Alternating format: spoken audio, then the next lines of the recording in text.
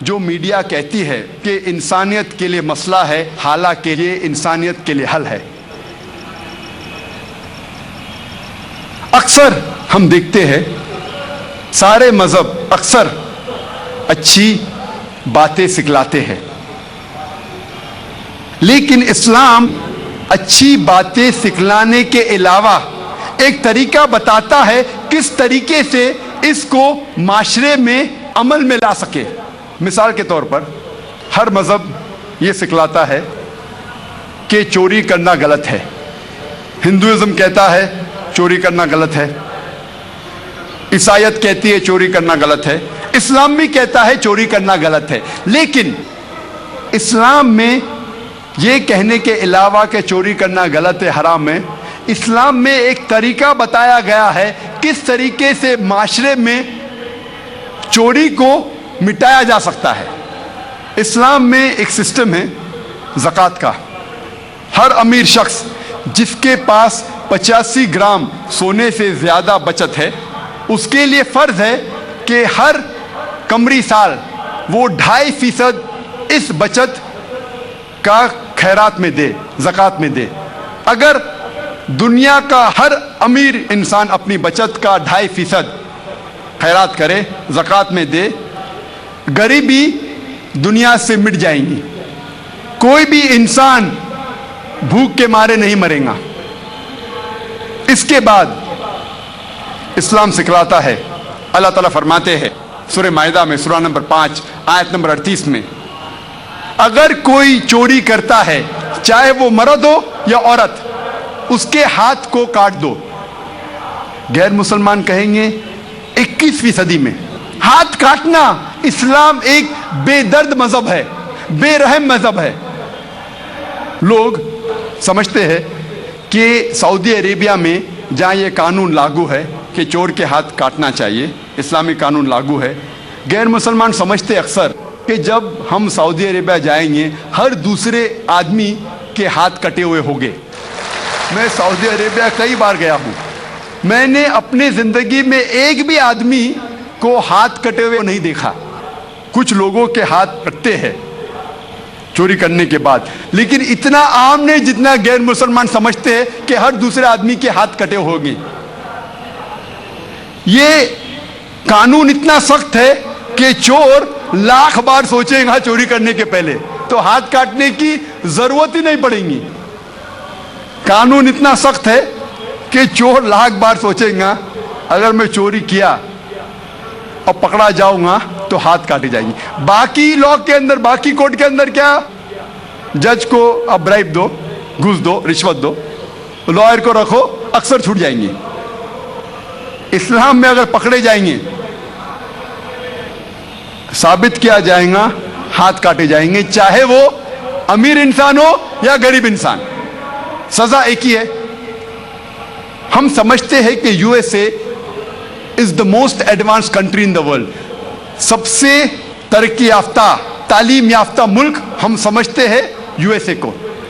آپ شاید یہ نہیں جانتے یو ایس اے ایک ایسا ملک ہے جہاں سب سے زیادہ چوری ہوتی ہے۔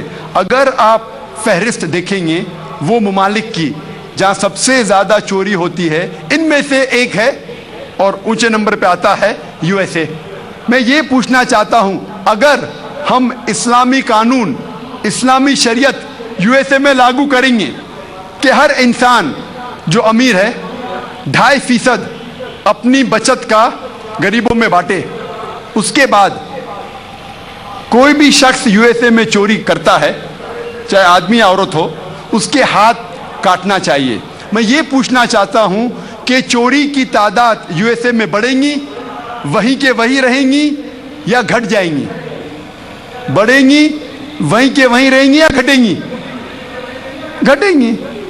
آپ اسلامی قانون شریعت کو کوئی بھی دیش میں لاگو کرے، چاہے وہ یو ایس اے ہو، کینیڈا ہو، انگلینڈ ہو، آسٹریلیا ہو، سعودی عربیہ ہو، انڈیا ہو، سنگاپور ہو، دنیا کے کوئی بھی ملک میں آپ شریعت کو لاگو کریں گے، فوراً آپ کو رزلٹ ملے گا، فوراً۔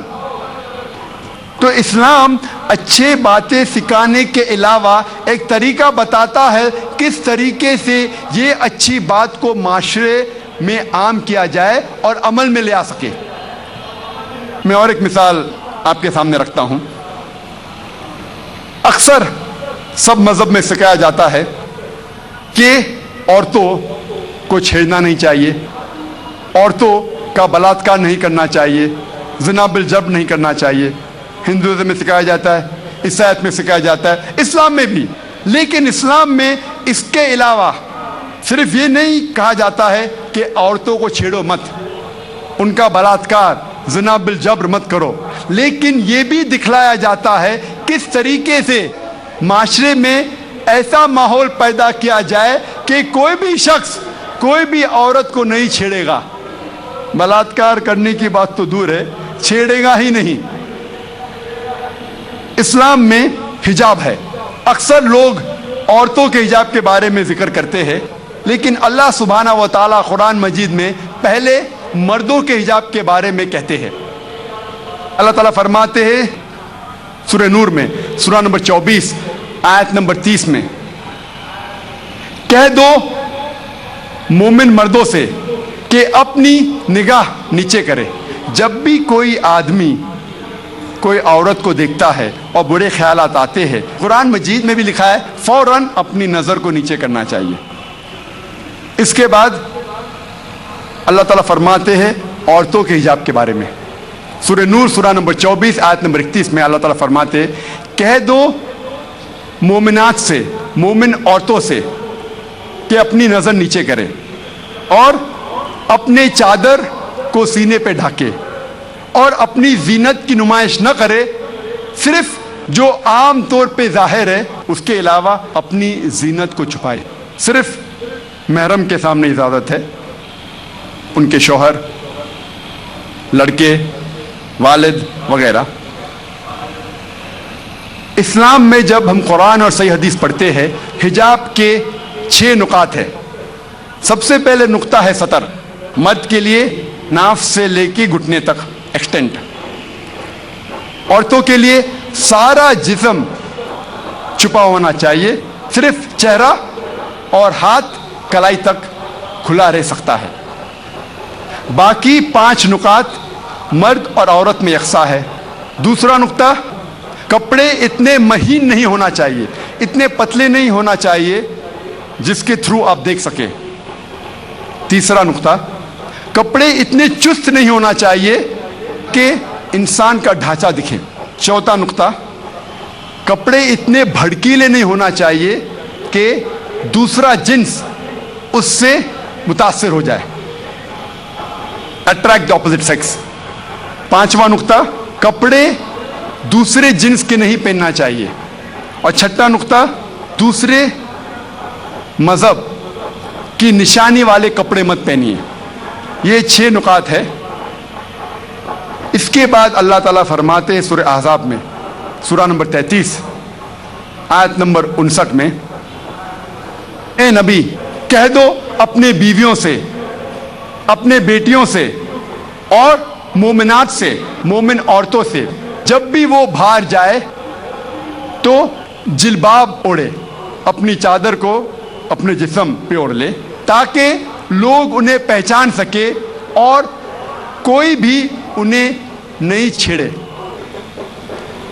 قرآن میں حجاب کیوں کیا جاتا ہے لکھا ہے تاکہ لوگ انہیں پہچان سکے اور کوئی بھی شخص انہیں نہیں چھیڑے۔ مثال کے طور پہ اگر 2 جڑواں بہن جو بہت خوبصورت ہے، یکساں خوبصورت ہے، اگر حیدرآباد کے سڑک پہ چل رہی ہے، دونوں بہن حیدرآباد کے سڑک پہ چل رہی ہے، دونوں خوبصورت ہے، یکساں خوبصورت ہے، جڑواں بہن ہے، ایک بہن پہنی ہوئی ہے اسلامک لباس، اسلامی لباس، سارا جسم ڈھکا ہوا ہے، صرف چہرہ اور ہاتھ کلائی تک کھلے ہیں۔ دوسری بہن مغربی لباس پہنی ہوئی ہے، منی اسکرٹس اور شارٹس، اور دونوں بہن چل رہے ہیں حیدرآباد کی سڑک پر۔ کونے پہ ایک لفنگا کھڑا ہے لڑکی کو چھیڑنے کے لیے،